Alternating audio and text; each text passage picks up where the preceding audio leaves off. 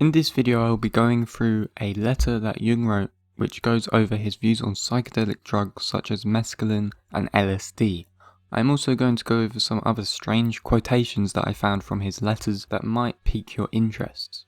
In a letter he wrote to Victor White he said the following: "Is the LSD drug mescaline? It has indeed very curious effects. Fried Aldous Huxley, of which I know far too little. I don't know either what its psychotherapeutic value with neurotic or psychotic patient is. I only know there is no point in wishing to know more of the collective unconscious than one gets through dreams and intuition. The more you know of it, the greater and heavier becomes our moral burden, because unconscious contents transform themselves into your individual tasks and duties as soon as they begin to become conscious. Do you want to increase loneliness and misunderstanding? Do you want to find more and more complications and increasing responsibilities? You get enough of it. If I once could say that I had done everything I know I had to do, then perhaps I should realize a legitimate need to take mescaline. But if I should take it now, I would not be sure at all that I had not taken it out of idle curiosity. I should hate the thought that I had touched on the sphere where the paint is made that colours the world, where the light is created that makes shine the splendour of the dawn, the lines and shapes of all form, the sound that fills the orbit, thought that illuminates the darkness of the void. There are some poor impoverished creatures, perhaps for whom mescaline would be a heavy scent gift without a counter poison. But I am profoundly mistrustful of the pure gifts of the gods. You pay very dearly for them.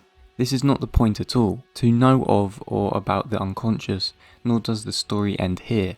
On the contrary, it is how and where you begin the real quest.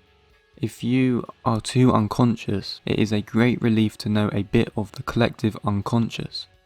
But it soon becomes dangerous to know more, because one does not learn at the same time how to balance it through a conscious equivalent. That is the mistake Aldous Huxley made. He does not know that he is in the role of the sorcerer's apprentice, who learnt from his master how to call the ghosts but did not know how to get rid of them again. It is really the mistake of our age. We think it is enough to discover new things, but we don't realise that knowing more demands a corresponding development of morality. I should indeed be obliged to you if you could let me see the material they get with LSD. It is quite awful that the alienists have caught hold of a new poison to play with, without the faintest knowledge or feeling of responsibility. It is just as if a surgeon had never learnt further than to cut open his patient's belly and to leave things there. When one gets to know unconscious contents, one should know how to deal with them. I can only hope that the doctors will feed themselves thoroughly with mescaline, the alkaloid of divine grace, so that they learn for themselves its marvellous effect. You have not finished with the conscious side yet. Why should you expect more from the unconscious? For 35 years I have known enough of the collective unconscious, and my whole effort is concentrated upon preparing the ways and means to deal with it." End quote. There is a lot of wisdom to be taken from this letter. Thus, for example, if one is at fault with their own self-development, if they are bound to the chains of self-confusion or illusion of one's own understanding, then the burden of mental phenomena that will be poured out upon you could be a cause for your downfall momentarily or permanently. Because you are not playing with something like sand or something simply physical that can be manipulated and formulated by your own conscious action and intuition. You're poking your nose into the unknown and the truly unseen mysteries of everything. The wisdom of the world cannot be reflected upon a canvas and still expect to simply be. It will become perplexed and ungrounded unless you have developed a kind of landscape of being that is well on the road to individuation and has dealt with the shadows that you inhabit. But anyways, moving on. He says some more strange things in another letter where he relates mescaline to Marxism and Bolshevik philosophy. If you have any idea of what he is coining at here, do tell me your thoughts in the comments below. He says, I quote, "It is on the contrary an excellent demonstration of Marxist materialism. Mescaline is the drug by which you can manipulate the brain so that it produces even so-called spiritual experiences. That is the ideal case for Bolshevik philosophy and its brave new world. The idea that mescaline could produce a transcendental experience is shocking.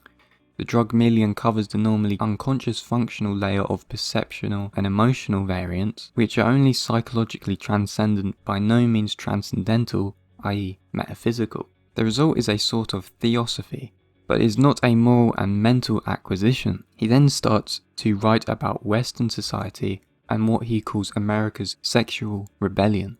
Man has to cope with the problems of suffering. The Oriental wants to get rid of suffering by casting it off. Western man tries to support suffering with drugs, but suffering has to be overcome, and the only way to overcome it is to endure it.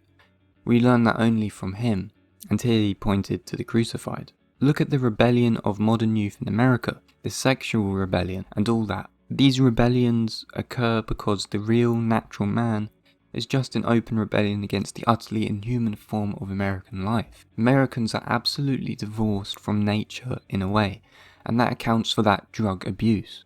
So, if you found this video interesting, make sure to give it a like, comment your thoughts down below and subscribe for more videos on philosophy and psychology. Thanks for watching.